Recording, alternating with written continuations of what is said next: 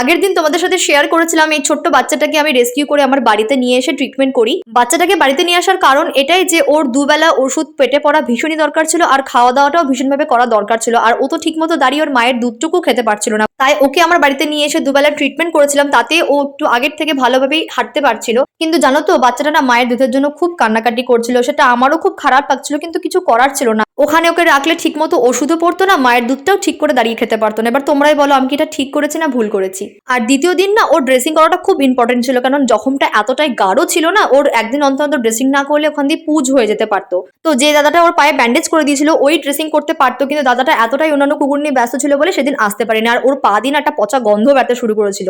তাই আমি ঠিক করি তৃতীয় দিনের দিন ওর ড্রেসিং করে ওষুধপত্র খাইয়ে ওকে ওর মায়ের কাছে রেখে আসবো। দেখবো ওর মা ওকে একসেপ্ট করে কি করে না, কারণ বেশি দিন বাচ্চা কুকুর মায়ের থেকে দূরে থাকলে তার মা আর তাকে একসেপ্ট করতে চায় না। তো চলো পরের পার্টি তোমাদের দেখাবো ড্রেসিং করানোর পর ওর মায়ের কাছে ছাড়লে ওর মা ওকে একসেপ্ট করে কিনা।